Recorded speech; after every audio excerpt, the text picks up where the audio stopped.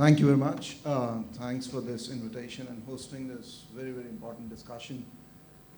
I'm not sitting in the middle because I'm a very important person, but just as a moderator, you have to put your neck on both sides. That's why sitting in the middle always helps, and it gives you a bit of a neck exercise.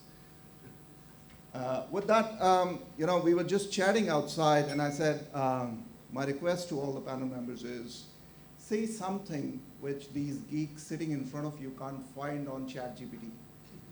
Because they're looking for insights. They know the basic stuff. Otherwise, they won't be here. They are investors, they are thinkers, they are researchers, some are policymakers, so they know it. Mr. Sharma is here. Sir, please. Oh, so it's straight. No, please. A warm welcome to you, sir.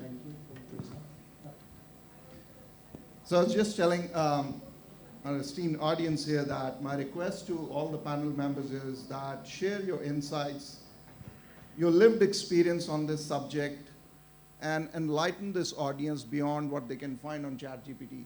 Because, that's an intellect you can buy. This is an intellect, I guess, you can't buy, and you can only listen and enjoy. Anurag made a very interesting presentation, which, again, I was fortunate to work alongside him. The question we were trying to solve there is, this doom and gloom scenario. 7 years back, I was in the World Bank. My vice president said, Jagjeet, our analysis suggests that Indians are losing 8 years of their life living in Delhi. Doesn't that bother you? I said, it bothers me, but we are living, there, and maybe dying a very slow death, but, it doesn't shake me up when I wake up.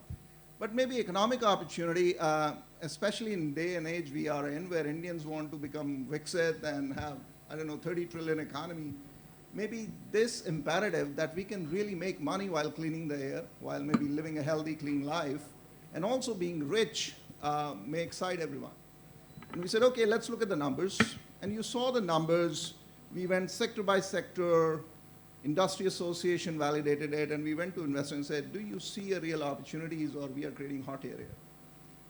And this is, again, the same test. We have some investors here who are putting real money, but bring to this discussion decades of experience of having built businesses, having led large organizations, so they just don't see this as one opportunity, but a big play, and they will share their insights.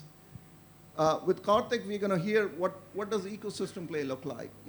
Solving for clean air is the most wicked policy problem, at least I have encountered. And we have somebody exactly right to tell us about how the policymakers and regulators are looking at it. And can we solve it with the ambition we need? Everybody quotes China example that they clean the Beijing air. We are not China. We are very different. We are very innovative, and hopefully we can solve this even faster than what China did.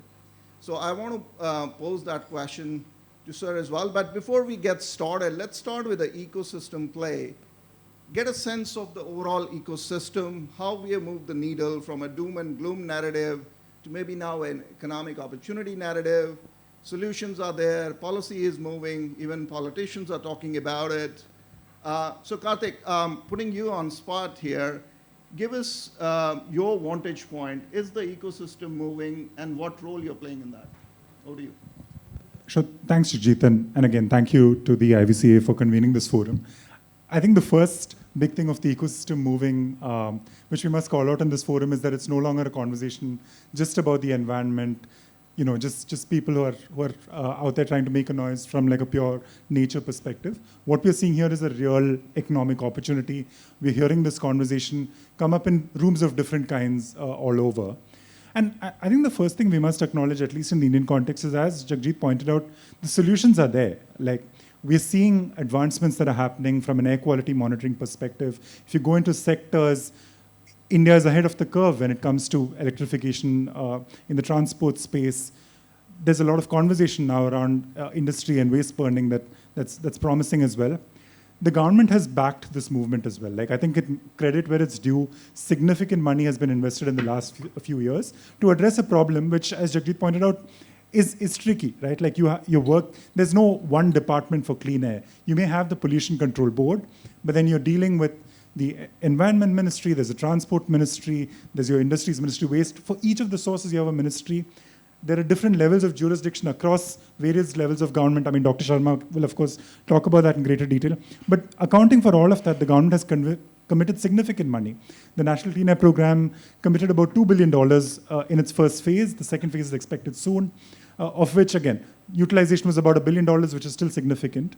We also have development funders entering the space in a big way. Must call out the World Bank's investments in Haryana and Uttar Pradesh. That's $600 million that they've committed, on top of which each of the state governments have committed $100 million each from their own budgets as well. So there is money flowing into this space as well.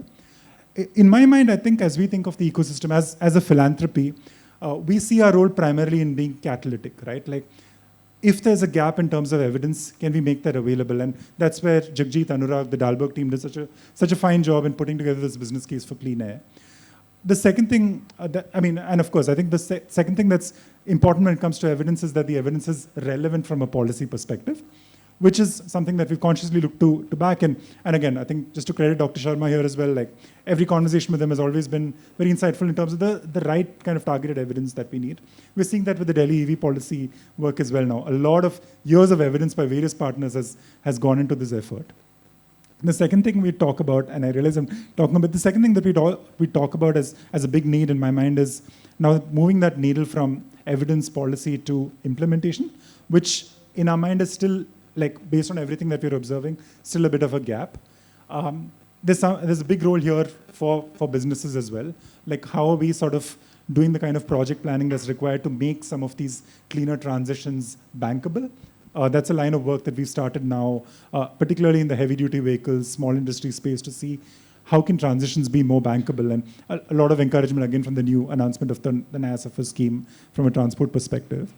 And one last point, I think, before turn it back to Jagjeet as well, is that I think, like he pointed out so well, so much of this is a coordination question. We were just having that conversation outside. It could be something as simple as a WhatsApp group where people are sharing solutions, and then larger forums, right? Like, we're aware, for example, of, like, the Clean Air Fund has supported a platform which brings together 140 business leaders under the CII banner to regularly convene around the issue of clean air. But, like, how can these forums be more active where we're constantly sharing solutions that are actionable is probably the next paradigm in India's clean air journey. Thanks, Karthik. And you guys have been very instrumental in seeding and strengthening various initiatives and organizations, bringing solutions from multiple vantage points. With that, let me bring in Dr. Sharma. People might know you as a graph man, but you have had an illustrious career at Asian Development Bank, have financed billions of dollars of infra projects, developmental projects. And having done all that, you came to CAQM, and now you are advising them on all issues technical. You have a very interesting vantage point in looking at it from an NCR region perspective, not just Delhi. And for audience, when I started looking at this issue, I was surprised that how complicated this problem is. If you look at the source apportionment, and don't hold me on percentages because everything is evolving, Delhi only emits 30% or 33% of the source. The rest 30 or 33% comes from NCR, and the rest comes from outside NCR. So if Delhi wants to do clean air by themselves, they can't do it. They have to work with NCR for sure to take care of about 70% of the problem, and then you go outside. And if you buy into this logic, which is well validated now by numerous studies, including external studies, World Bank and others, and Government of India studies, then one has to at least look at it from NCR perspective. And that's where CAQM's mandate, which was committed by first ordinance, then Act of Parliament, becomes hugely important. So, sir, we want to get two perspectives from you. One is, in its role of the commission, is it doing a good job? Bit of a self-appraisal question. And are you hopeful that with this economic opportunity narrative, which has real roots and solutions, do you see that taking real roots? Or again, another narrative, but things are not going to be that fast? Over to you, sir. Thank you very much. Jagjeet, I think this has been a real opportunity to, come to this Clean Air Forum, but also not look at a narrow perspective that usually we do in most of our air quality related events, where I think we are not talking about the economic opportunity and of course the public health dimension around that. Going back to the specific questions that we have, number one, whether CAQM is doing its job and what are the gaps, what are the challenges and how it needs to. Of course, I would say that, if you look across the global scenario, there are very few institutions like the CAQM exclusively focused on clean air. And that also, provides us the opportunity to work across, but it's also the challenge it gives to us, where multi-sectoral and multi-jurisdictional work has to be done. In fact, I remember, a lot of work that needs to happen with the 27 urban local bodies in NCR is a practical point. And this is, the urban local bodies where capacity, budgets, and outcome-oriented focus is minimal. And I don't have to say this. Of course, each one of you may be seeing how local bodies are performing and where the gap is.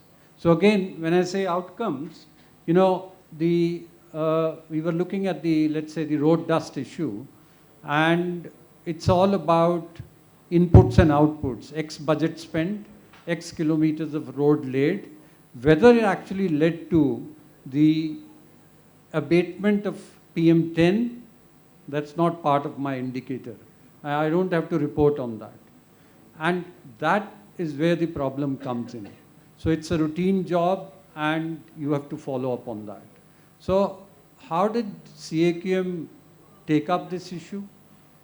First of all, I would like to, cover the, let's say, the last 3 years of CAQM's journey, which has been guided to a lot extent by the work that was done by your team, Dalberg and others.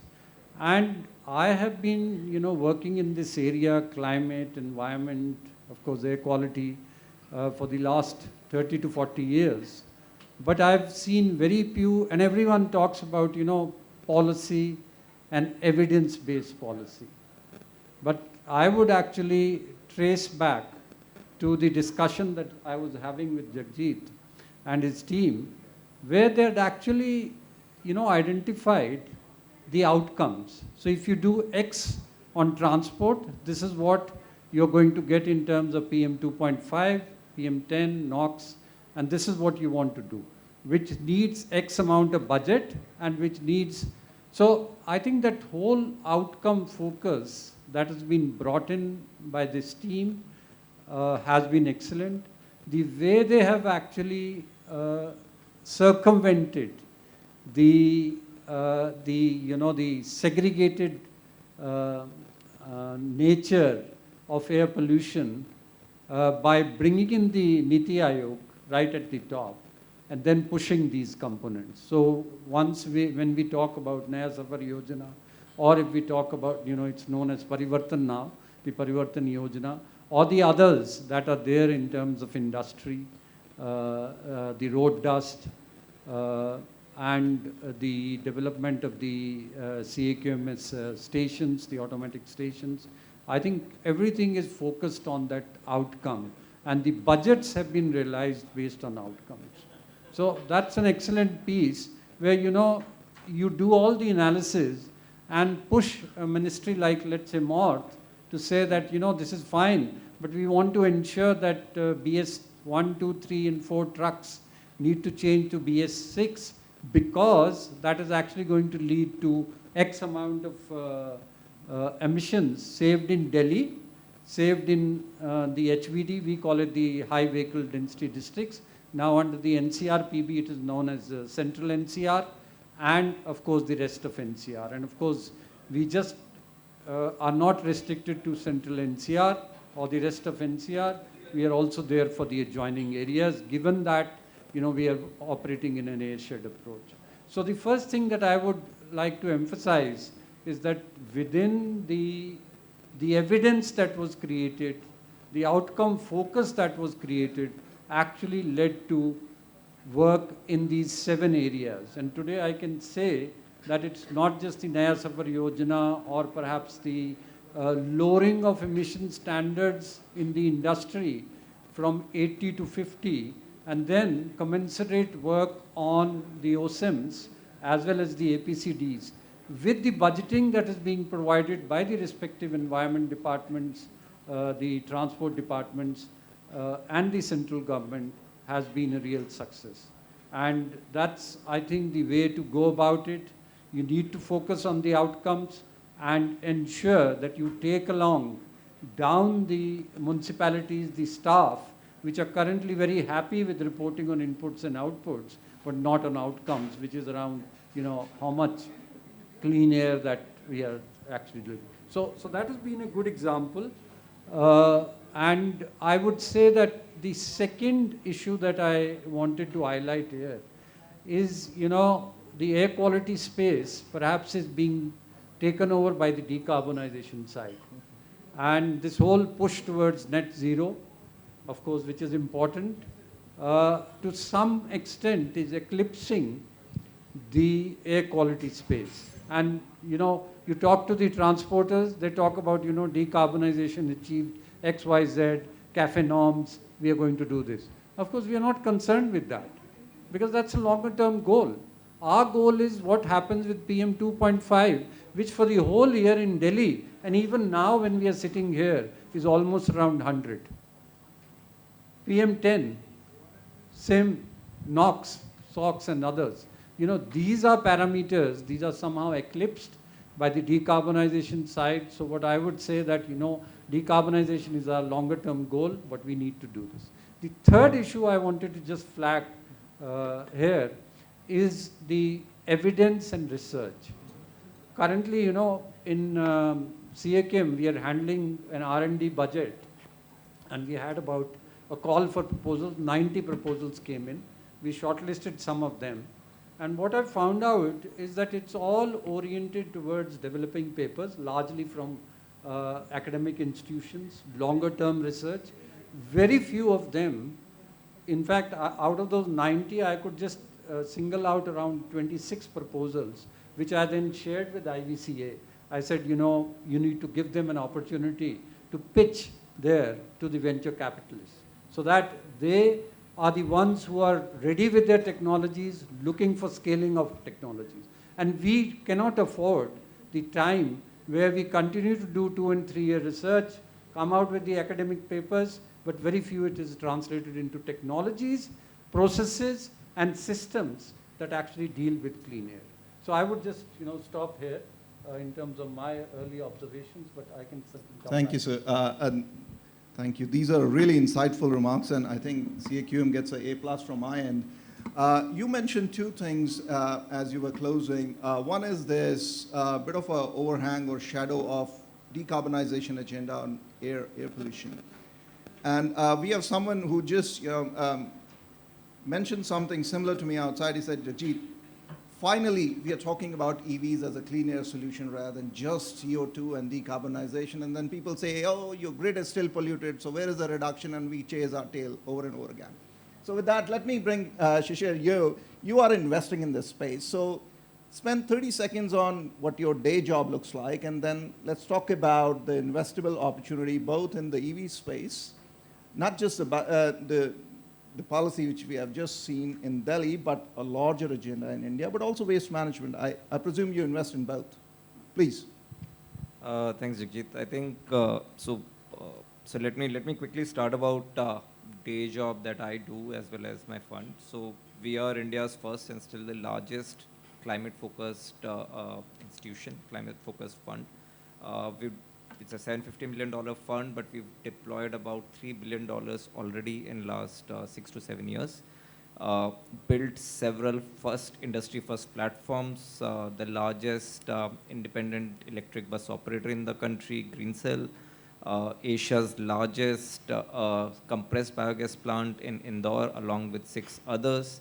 I think we contribute about 60% of compressed biogas that is produced in India, as of date.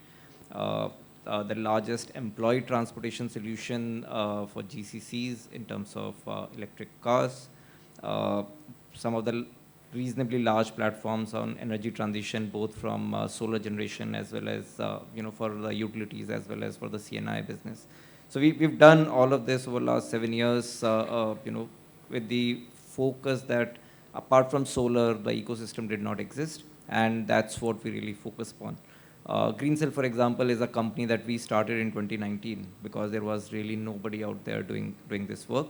Today we have an order book of about 5,500 buses. We are running about 1,300 of them, including about 200 in Delhi and about 700 in UP. We are running about 300 intercity buses across 35 routes, pretty much across the nation. And that makes us actually one of the largest intercity operators in the world, if you can understand the kind of effort that everybody else has taken on that. So that's what we've done. My day job is really to find out how to deploy large capital at scale to solve for this problem. And as Jagjeet mentioned, I was telling him, I've been talking to investors for last 4 or 5 years, investors, our investors as well as other capital deployers. When we talk about the opportunity to invest in clean mobility, and the question that I've got from several of them has been that it does not fit in our green mandate, because if you look at it, you are replacing diesel with the coal-fueled grid, and the carbon emission delta is not that much. And as an automobile engineer, I have to argue with them that the pollution that we face is not because of carbon dioxide, but it's actually because of particulate matter, NOxes and SOxes, which essentially come out of diesel and even CNG fuel. CNG is cleaner, but it's not the cleanest solution. And the technology exists, thankfully because of China. I think we now know that we can deploy electric vehicles at scale with economic sense, provided the policy support comes along. And that's what been the focus upon. We're discussing today in terms of how we deploy buses at scale and how we deploy trucks at scale. But fundamentally, the government is still not thinking about how to solve for attracting the capital at scale.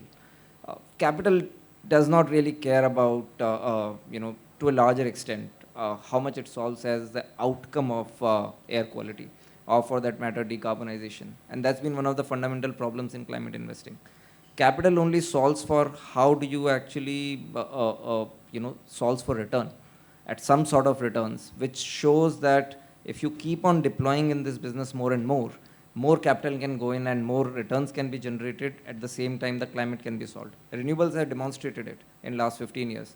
You showcase that path, capital comes, and it comes in droves.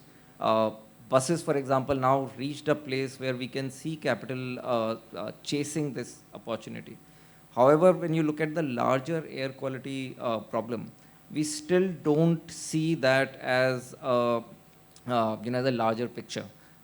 Take, for example, the waste management that you mentioned. We actually own one of the largest waste management businesses in India, municipal waste management business in India. But it's been a hard job because, again, there is no clear policy in terms of how do you protect the returns. Municipalities really don't have funds, don't have the capacities to actually build out this capability. In fact, the Gazipur waste to energy plant is run by us. And it has been really, really hard to convince the authorities and the municipalities what needs to be done. This is one space which economically, or the TCO, or the total cost of operations basis, not cheaper than doing nothing. It is more expensive. And this is the precise place where government needs to step in, either by levying this cost on rest of the industries, or then absorbing the cost or subsidizing this cost with a clear policy parameter. Even in the compressed biogas scheme, I think Satat, which was launched about 5 years back, there's not been actually very clear movement around how do you make sure that rest of the industry follows and adopts the domestic gas. Till the time we had the CNG crisis out of this US-Iran war. We've actually set up a beautiful example in Indore. Our biogas plant takes cities' wet waste, it generates compressed biogas, which is replacement, almost like for like replacement for CNG, which goes in the city buses, which are running on those biogas. And that's how you create a full circular business. And the manure that actually goes, generates alongside, gets circulated to the nearby villages or the fertilizer companies. So there are solutions available, but till the time regulatory policies does not make sure that investors can generate return meaningfully, this will never scale beyond venture. Why are we doing only 1 or 7 plants across India on CBG? We should actually be doing 700. The waste is available, but there is no policy. There is no plan, how to get this deployed, and that's where the challenge is. Thank you, and thanks for bringing in these specific examples. Invariably in all these discussions about air quality and waste management, the example of Indore comes up. And I think we in Delhi, we should invest some time learning what is different about Indoris, which we miss in Delhi, starting with behavior change. While the scale may be slightly different, but I think there is something about just people living there and the behavior change aspect that they top every chart in this process. You mentioned about venture and venture capital. So you talked about the R&D outlay, and we have to go beyond just the research papers and get into real solutions which could go from this, as you say, valley of death. Go beyond pre-seed, seed to various series. And with that, let me bring Rajiv. You co-founded Parinama Group, but you've been in space of building companies, scaling companies all your life, multi-decades. Give us that arc of experience and how we can bring that to here, but also 30 seconds on your day job. What do you do as part of investments in clean air solutions and beyond? Over to you. Sure. Thank you. No, at the outset, I think it's a pleasure to be here, and thank you for inviting us to be part of this August forum. I would say that, my day job, as you mentioned, is looking at multiple aspects. One is obviously establishing, because we're still taking the baby steps to look at, and we are trying to comprehend that what we need to do differently. See, capital is waiting on the sidelines. It is dependent on the people who are able to showcase that we have the right opportunity, we have the right governance norms, plus we have the right entry-exit structures and a policy to back. And it is going to come in. So obviously we are going to, as we establishing the Parinama operations in India, that is one area, as I said, the advisory stuff. There are at least 6 companies and 3 are very hot who want to come in as of yesterday. All with established structures there in place in their part of the world, and who are looking at that, how do we come in? They are hesitant for multiple reasons, and all could bring in not just dollars, they could bring in technology, they could bring in the know-how aspects, they look at the success stories, and all are just saying that you set up your operations office, we will piggyback on you because you know the topography. And sometimes I wonder, though India, as I speak on multiple forums, used to control 1/3 of the world GDP 1100 years back. we are an entrepreneurial race. We knew how to sell spices and take gold for that. So we know business is there in our blood. So nobody needs to tell us. Obviously, our education system got spoiled because of colonial rule. Then we just got to learn English and otherwise become babus, which need to change. We need to get back to our heritage of co-creating wealth, which we are famous for. Our temples, our institutions are still so rich, despite being invaded over centuries. But coming back to the point that it is there, so they are looking at us. So there are multiple advisory stuff which we are, and that goes as part of my day job to see that how we are putting the structures, the governance norms, the collaboration aspects, the policy bases, etc., and see that as we guide them, that's one. The second is obviously we are keen to look at that, even though the capital is waiting on the sidelines, to see that how do we build, which is the right route to bring in the capital, whether it's the gift city, whether it is the, how do we, when we're going to SEBI, what was the right norms, etc., and where we would deploy these funds we would have certain Singapore routes, certain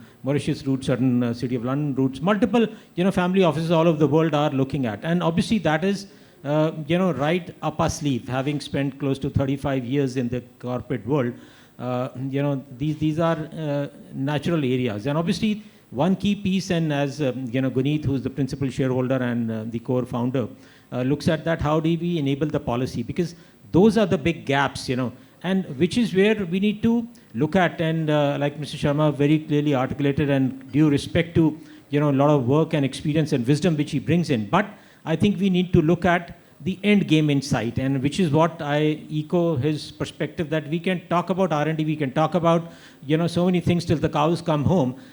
That's not really going to be. You see, we need to look at whatever we are doing. And I'm saying that maybe as a part of the corporates, as a part of the government institutions, as a part of multiple think tank bodies, we should have a place like a gas chamber inside every office, every premises. Everybody who's got to come in or get out has to come in through that, and to say that I'm going to make the difference, I'm going to breathe fresh air. This is very difficult, I remember when we were setting up Max Healthcare with Jagjeet saying, all those years ago, we used to look at, there weren't too many corporate hospitals, but we did our research, whether we were going with Harvard Medical, we were going to Raffles Singapore, how do we make that difference? So we need to make a difference in terms of the healthcare in the country. In every place, I remember when I used to work with Michael Dell, he used to tell us that, I want to create not just create jobs, but look at a culture, look at a place, which thrives. I remember joining when it was 5,000 people, exiting when it was close to 50,000 people. So, so those will be created, but that is not the objective. I think what I'm coming back to the climate side, that roles, jobs, etc. Let's be collaborative. It's very easy for us to sit in, maybe air-conditioned places, etc. And see that, we have a clean air. But when you walk onto the street, you look at, a lot of people who come in from, underprivileged class. They don't even have enough to, dollars to give 2 meals a day. So point is that it's an ecosystem piece which we need to change. Only then they will start to make the difference, And everybody needs to look at that. What is the legacy he or she? When we walk into our homes, we see the youngsters at our place, whether our kids or our, brothers, sisters, So what is the legacy? What are we going to leave behind for them? Is this what we are going to leave behind? Absolutely no. We need to leave the world a better place than what we inherited. And obviously there are challenges, etc. Collaboration is something, the need of the hour, and which is what I was, as we were together, the group sitting on the stage, we were outside. We said that we need to get into more collaboration. If I get 2 opportunities, I invested in over 70 plus startups. Many have exited, still I'm invested in few went wrong, etc.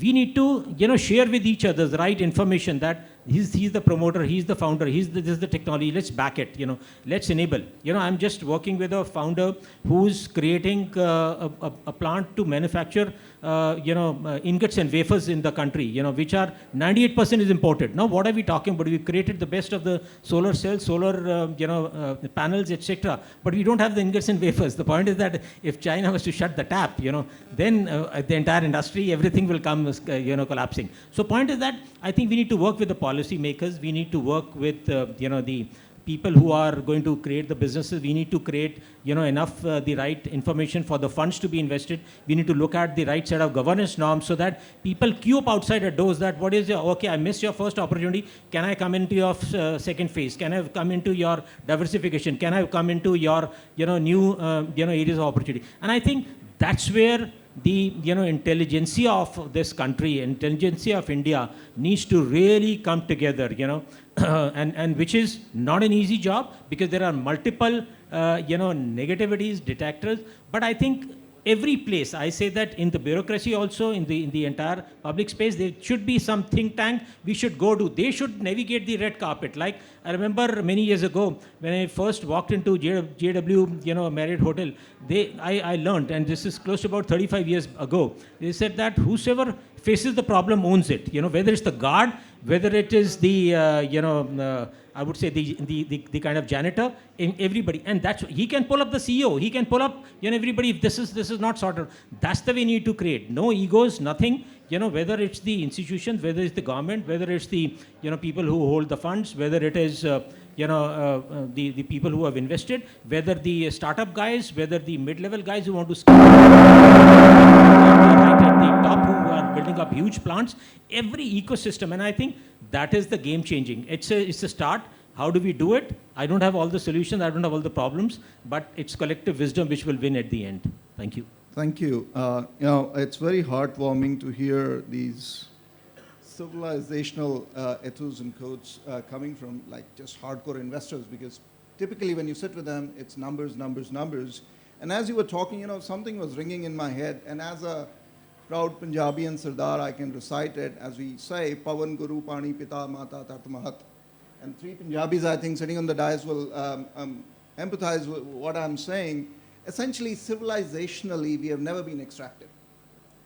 We have lived with nature, giving back more than what we took. And I think air quality is one of those things which we really have to take head on. And with the agency, individual agency you're talking about, we can keep blaming till cows come home, or we get started, do our part, and keep going. So what I've captured from our discussion in the last 35 minutes is the ecosystem has moved. And there are enough ecosystem players who are trying to plug the gaps where they exist, whether it's source apportionment, to solutions, to studies, to capacities, and all that. Regulators have moved, and with the regulators, public finance is also moving, whether it's the allocations we have seen recently, Nawaz Safar, or Delhi EV policies, or MDBs like World Bank provided close to $1 billion by now, and others and others. These are just way of examples. We heard from Shishir how private equity is looking at opportunities and waiting in the wings to invest at scale. And opportunity after opportunity, it's like turning waste into gold. We heard from Rajiv ji how venture capital is looking at it, but also looking at a larger ecosystem play where things have to come together. So it's not just one startup here, one startup there, but how we move. And more importantly, this behavioral change aspect that let's take destiny in our own hands, and the entrepreneurial we are and the drive we have, we can solve this. With that, if organizers would allow, we can take 1 or 2 questions. We have, I think, 5 minutes, and then we close. Yeah, thank you. Sir? Thanks, and very interactive, very insightful. One question I had, and I think you touched on that, is about replicability of some of the successful business models. We talked about Indore. There are many such examples.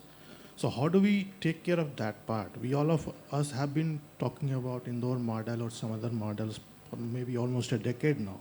But what is that we are lagging, which we can incorporate to replicate such models across India? So that's my question to you. Any one of you can answer. Sure. Let me begin with what I have understood, why these good examples don't replicate. Just take MRS, mechanical road sweepers. In 21 cities in India, it's working.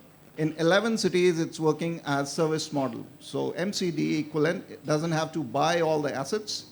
They say you clean so many kilometers of road, it's GPS tagged, you do the dust is measured, and then you get monthly outlay. It happens, but in Delhi, where we were articulating going from X number to 4X, they said the capital outlay would be so much, MCD has to take debt and all that. And we said, why don't you use the OPEX model from CAPEX model, which is working. It took a while. We have to bring in all these operators and MCD babus from other cities, but there are vested interests locked in, as you will imagine that, in one system, there are a set of players who are getting incentives. If you want to shift, just take an example of Safai Karamcharis. They are working through hand brooms and all that. Just to move to MRS, the perception is the risk of losing jobs. So while it's working in some of the states, unless you start retraining, upskilling, and making them see some value opportunity in the MRS system, where they becomes driver or some other job in the MRS system from hand brooming, then they will be part of this new and wonderful example. Otherwise, as you rightly say, things just don't move from X to Z because they are good. We have to create the whole incentives and bring people along. But I don't know if anybody wants to take. Maybe I'll just add to that with just 30 seconds as well. So I think there are parts of it which are obviously not easily replicable. There'll always be an individual catalyst who really drives things and so on. But there are parts of it that I think by codifying knowledge, we're able to sort of transfer across. I think one challenge that we see often where philanthropic projects, for example, seed solutions, which are then turned over to the government in a sense, but we're not necessarily able to sort of provide the kind of infrastructural support that requires scaling up of the full model. So you still have models of excellence, and then what you're scaling is a diluted version of it, which isn't as effective. So like investing in those infrastructures that enable scaling, be through government, be through community, continues to be a gap in the whole philanthropic space. Thanks, Karthik. Maybe we take one more, sir.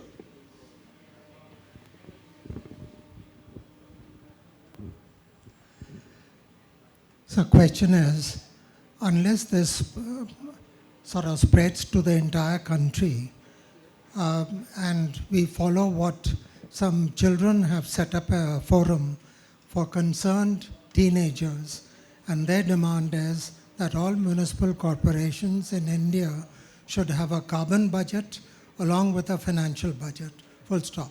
How they do it is their problem. Now, the Prime Minister has declared or committed that we reduce our energy by 45% by 2030, and we become net zero by 2070.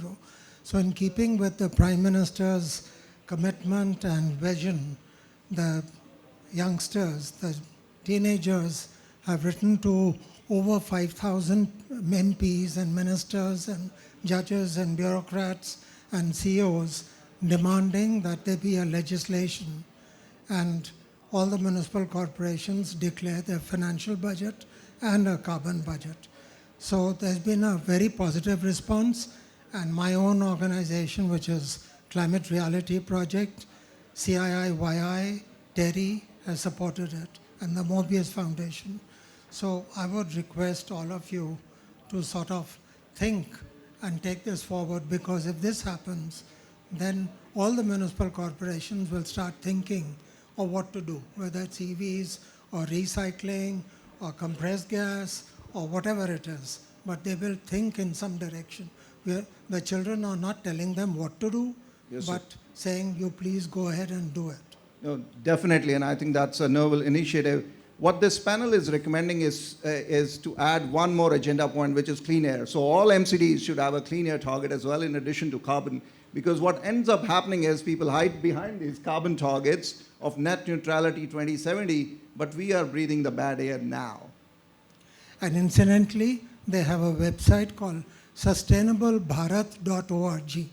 Thank you very much for providing that information. With that, let me bring this panel discussion to a close, and I'm sure our panelists deserve a thunderous applause from you all.